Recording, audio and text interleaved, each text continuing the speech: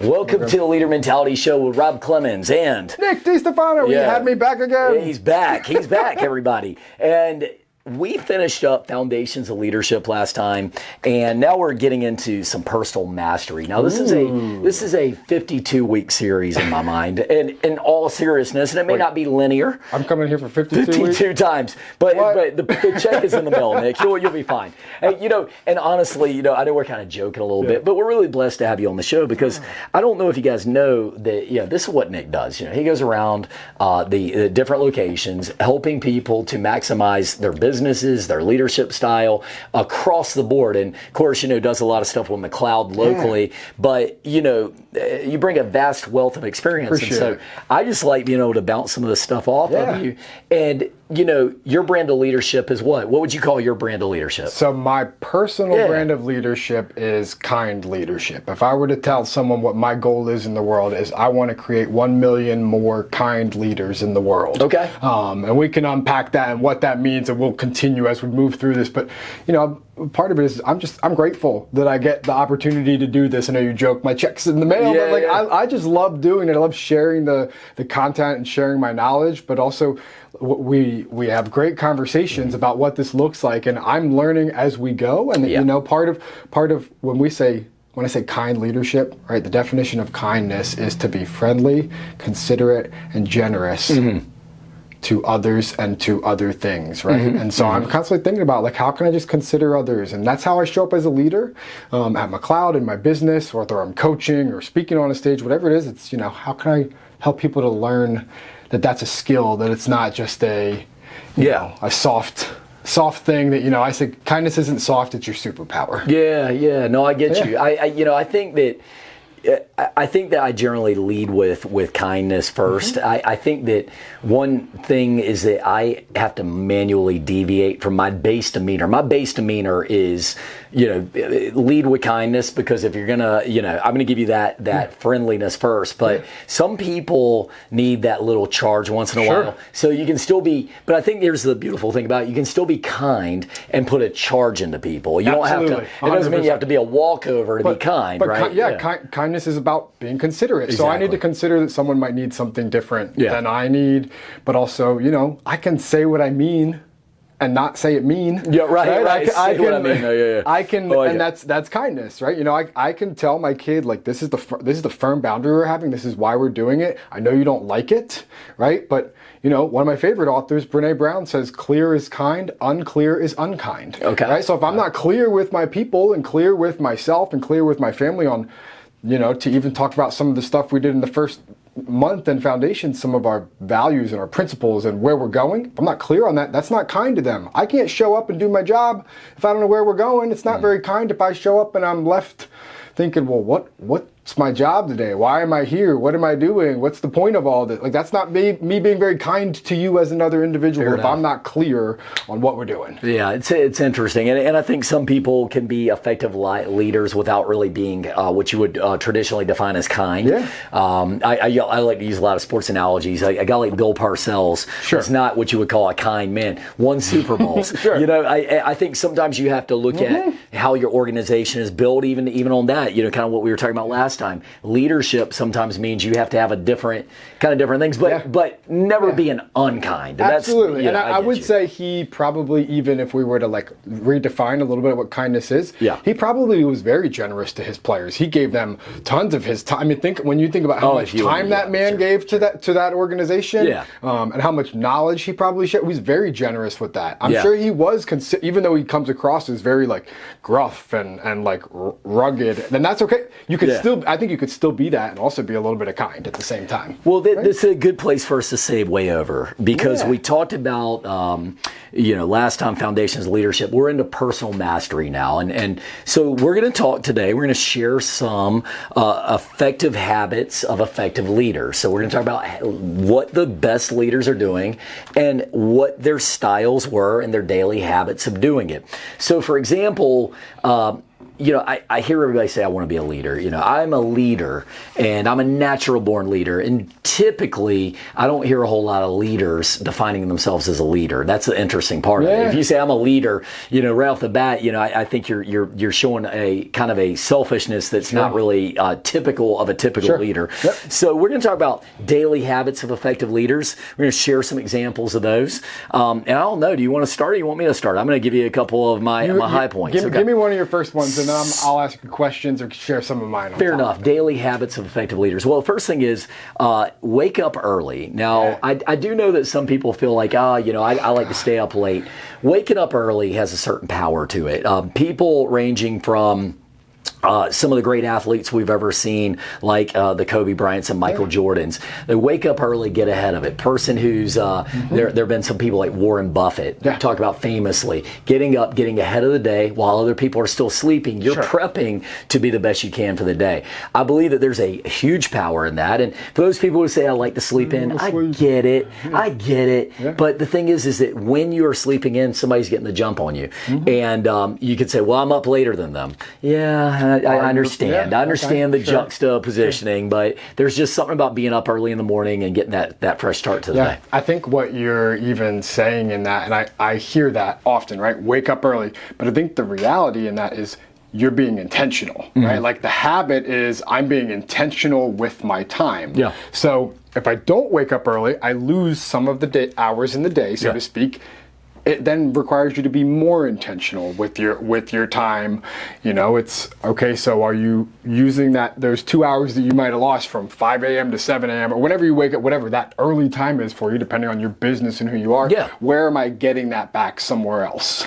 Right? Am I, and again, it's not always about waking up early, but it's the intentionality of, and I think that's a habit that the best leaders do, and really just the best, when I say leaders, I'm talking not just the people with the title of leader, but even the employees who manage, like individual contributors that are effective with their time are intentional, right? I don't have to worry about you getting this done because you're efficient. You have things scheduled and you use your time well and you don't waste time. I think that's an extremely important habit for all individuals to have. Yeah, intentionality. Well, I will say this, and that's definitely a great trait.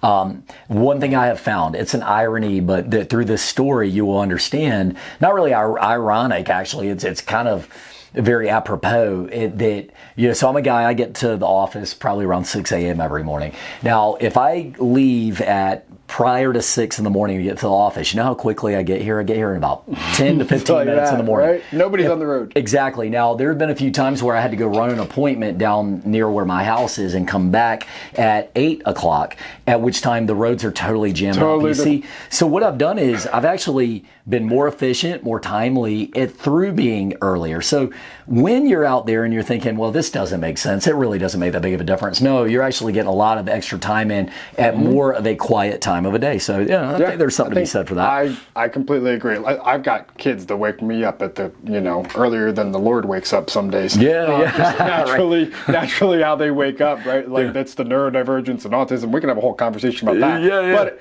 if they wake me up and I'm not intentional with my time and I sit there and scroll on my phone, well, then it's not an effective habit. Yeah, so absolutely. It's what am I doing with this time? So for me, an effective habit that I practice is time blocking. So I know that if I just have blocks of time where I'm working on specific projects or time to think about something or time to plan content, I do a lot of development of content that I'm, going to go and educate people on. And if I just show up and just wing it, but I haven't used my time intentionally blocked in a day, I'm not going to get the work done, right? So for me, I've got these 2 hours in between this stuff. Do I just use that to answer emails and respond to text messages and calls? Or do I block a time at the beginning of the day to do that and then use those 2 hours blocked for another time? You're doing a very fixed thing at that time. It's very fixed. You have a very good fixed mindset. I knew you were going to Oh, bang! There we go. That was a callback. That's called a callback. Fixed my time. Rewind to the last episode we talked about. No, but if you missed it, go back. There is actually a school of thought to that, and I cannot think of the book to save my life right now. But it was a book where it talked about if you can focus down on to what you're doing, every distraction has a worse effect than you think it does. So if, for example, I am focused on doing a estimate for a job, and somebody comes in and says, "Hey, Rob, I've got a question for you," and I stop what I'm doing, I pull my attention away and divert the attention to you. And then when I'm done with my attention to you, I have to bring my attention back to the game plan. And it's shown that you can be much less effective. On the higher end, I've heard 20% less effective just by quote-unquote multitasking, which we always hear. And multitasking won't be one of my daily habits of effective leaders Stop today. trying to do it. You can't do it as well as you think you can. It doesn't mean, just don't try to do other things. But certainly when you think you're being a hero by, I'm answering the phone now, I'm doing an email, and I'm answering a conference call. No, focus on what you're doing. That's a little key. All right, so here's one for you. Read as much as you can, and I do believe that we've heard some of the great leaders of all time. Charlie Kirk was a guy who, whether you liked him or not, the guy read all the time. I think he said something like he was reading something phenomenal, like 100 books a year or something. And the idea is, though, that maybe you don't have time to read 100 books a year, but could you take the time to read 5 pages a day? 5 pages of something of some substantial relevance. I think that is something we've seen a lot of great leaders do. I would say if you want to even... if you think I don't like reading, right, and you want to think about, how does that relate to me? It can even just be 5 to 10 minutes of learning. It can be listening to an audiobook. It could be listening to a podcast. Hi, hello, right? You're doing if you're doing this, if you're doing it right now, you're listening to it. It's like, is that a habit? Is it just and maybe it's scheduling, right? Like the show comes out on this day. I'm gonna make sure that on this day I'm setting 30 minutes aside in my schedule so that I know that on my ride home today I'm doing this, or at this time I'm gonna do this because I want to devote my time to this, and it's the habit of learning and growing. So for me, I love reading. I love audiobooks. I love reading books. I've got so many books open that I haven't finished that I'm constantly going to, and I'm reading it. That's an amazing habit to have, is to every day find something to learn, and not just learn by scrolling something on TikTok, but actually consume information and then think about, how am I going to use this? I feel like personally, when it comes to, this brand of reading, the style of reading, I'm not talking fiction by any means, and not that, fiction. Yeah, that's okay. I think fiction's something you should be doing for, to get your own downtime, R&R time, 100%. Peace of mind time. Yes. But, we're talking about substantial books. One thing, I read a book at one point called Presidential Courage, and I recommend it to anybody who wants to, try to learn a little bit about U.S. history, but also just trying times of leaders in the country. And the best parts that I picked up from stuff like that were that it wasn't always glowing for all these people. I went to a group of employees at one point. I said, "Who do you think the greatest presidents were of all time?" And a lot of them they'll say Washington, they'll say Lincoln, they'll go straight to maybe John F. Kennedy, FDR. And FDR and Teddy Roosevelt, and you get all these names. But the thing is it's interesting when you read back through their trials and tribulations. Some of these guys, people were trying to run them out of office. I mean, Washington at the end they were trying to run him out of office. My lesson there for you is sometimes in reading, not only are you learning about perseverance and diligence, but you're also realizing it's not always rosy, and the world won't always remember you for the failures that you are feeling at that time. Absolutely. So boom, there's that. No, talk about effective leadership. Yeah. No, that's so true. One thing that I just think it's so important to think about and to have for yourself. And I don't think most people would think of it as a habit, but I think it's so important to have, right? You have a leadership framework. I have a way that I look at leadership, right? You have, your mindset towards it. I have mine, but I think we have habitually created almost our own mantras and our own ways of resetting, right? So, I think the habit related to it is to just slow down and pause, right? So I'll put it like this. When I have those moments when I do feel tough times coming on, when I feel the imposter syndrome, to go back to stuff that we talked about in the past, when I feel like I don't know if I can do this, I just take a breath, right? I don't have to meditate, so to speak, where I'm going to go and sit in a quiet corner for, 10 minutes and not look at anything, but can I just close my eyes and just take 10 deep breaths in and out and repeat to myself what my mindset is, right? And I would tell you, I say to my kids every day when they get out of the car, it's a habit, right? before I drop them off at school, I will ask them, what are we going to do today? And the two boys can say to me, we're going to be kind, we're going to be awesome, and we're going to be brave. And they know and that's a habit. Like, it's become something that it's ingrained in them. It's natural, right? It's like you wake up and you brush your teeth. So for me, when I'm stuck, it's just close your eyes, breathe in, like, be kind, be awesome, be brave. Just like reset. Yeah. And I think just having that habit away and a mantra, I do it if I'm going on a long run. Like, okay, I'm going to repeat this to myself over and over and over again. It's visualizing what you want to be and what you're trying to do.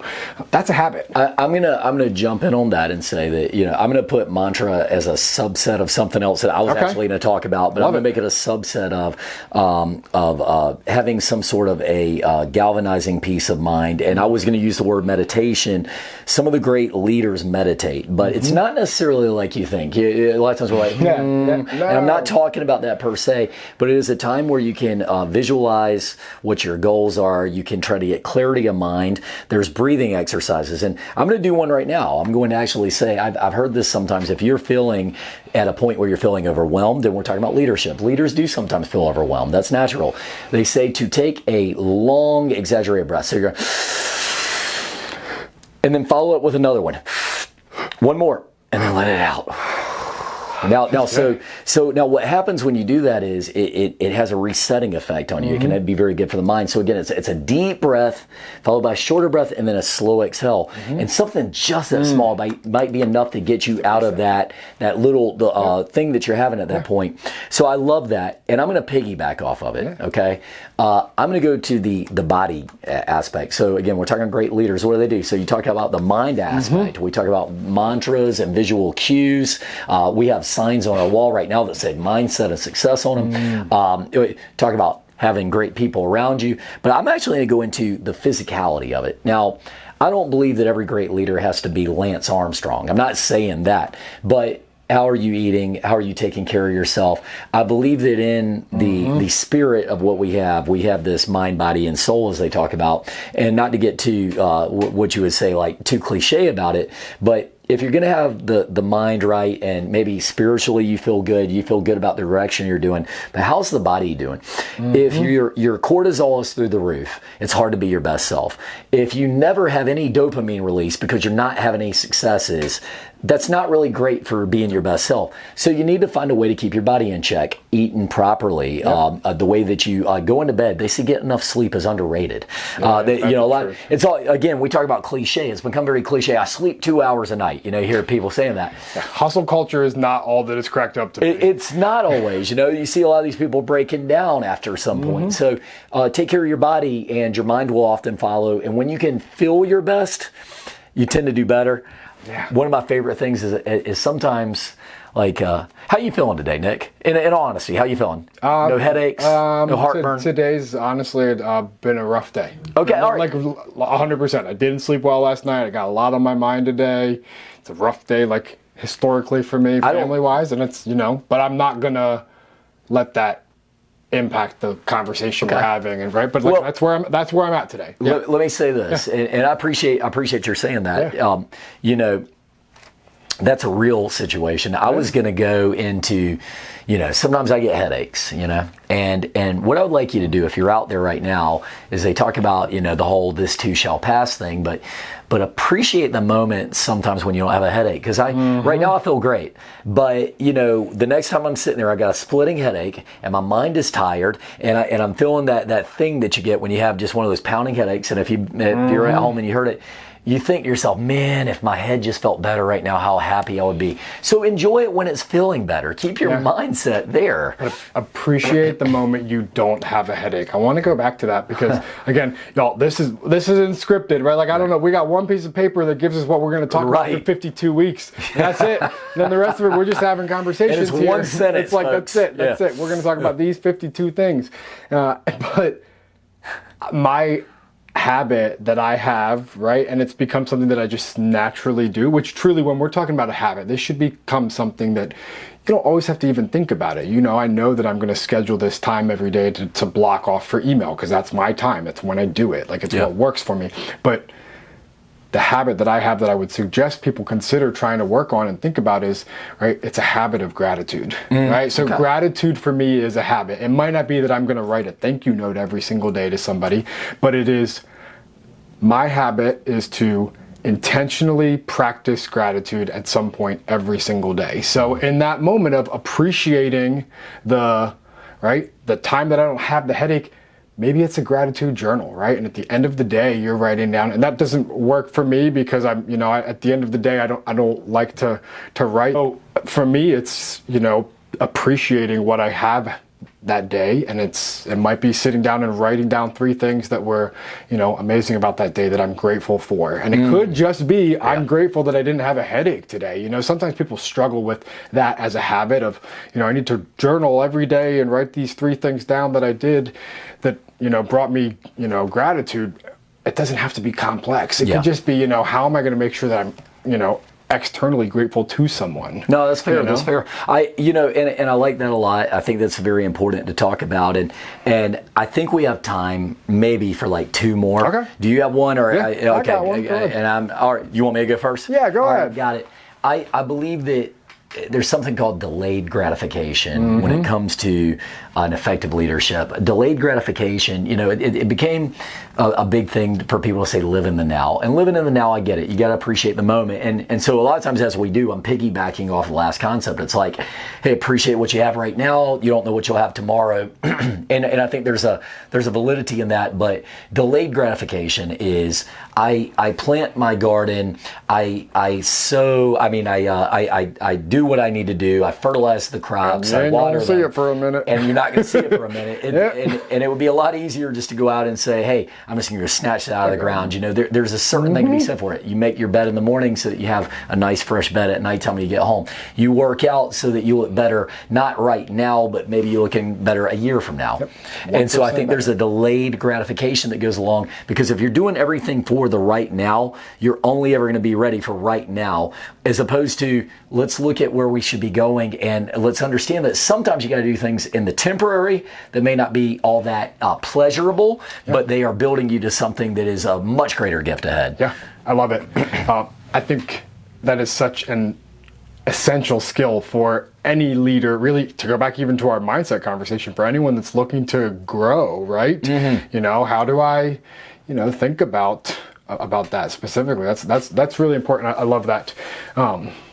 And again, even if you have a fixed mindset, I would say, we're gonna keep coming back to this over and over again, y'all. No, but really, even if you are fixed on a specific principle or a value or a vision, it is much easier to practice delayed gratification and to not focus on the now, because if you think about the fact that you're going to have to put all this effort in and you're not going to see the reward, so to speak, until 6 months, 1 year, 2 years, you've got to have a fixed principle of where you're going otherwise. Absolutely. And your people need to have that too.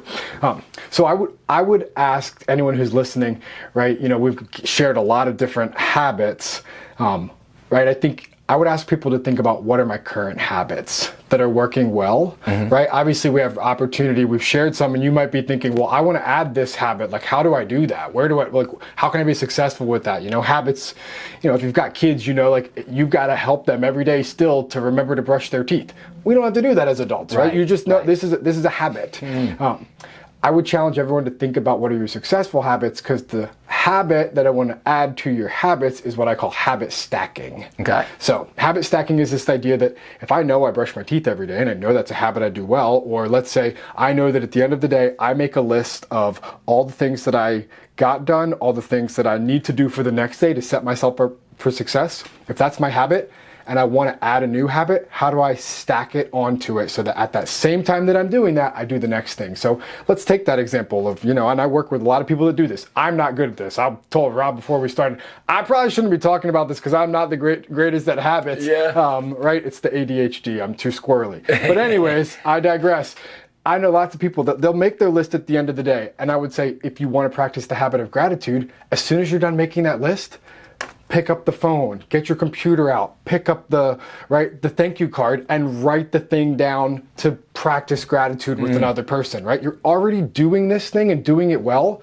capitalize on it, use it, stack the other habit on top of it so that as soon as I do this thing just goes with it. And it becomes habit natural. Stacking. Absolutely. Right? Yeah. Very cool. I like it, man. Well, I guess that's a great place for us to end off. You could talk about a lot of different leadership habits and things that you can do. And we may miss some. Look, I always encourage people, reach out to us on social media. Tell us what yours is. I want to know your habits. Yeah. Help me. Yeah. I mean, no doubt. I mean, we can always learn, even if, no matter what your principles are, whatever you are in life, no matter how old you are, we can always learning new tricks. So I definitely think that's great stuff. Yeah. Or a growth mindset. Yeah. Even if you have a fixed mindset, like those people out there. Ugh, no. Learn, y'all. No, absolutely. Well, thank you guys for listening to the Leader Mentality Show today. Think about those daily habits. Think about the people you're surrounding yourself with. Are they making you better? Are they making you worse? Amen. And always be looking at your next best opportunity. So I think that's a good place for us to sign off. Nick? Yeah? I think we're good. Yeah. Let's do it. Well, tune in next week when we're going to be talking a little bit about balancing confidence with humility. I think that's a great one. And we'll look forward to going there. So, Nick, we'll see you next time. All right. Thanks. And we'll see you all next time on the Leader Mentality Show.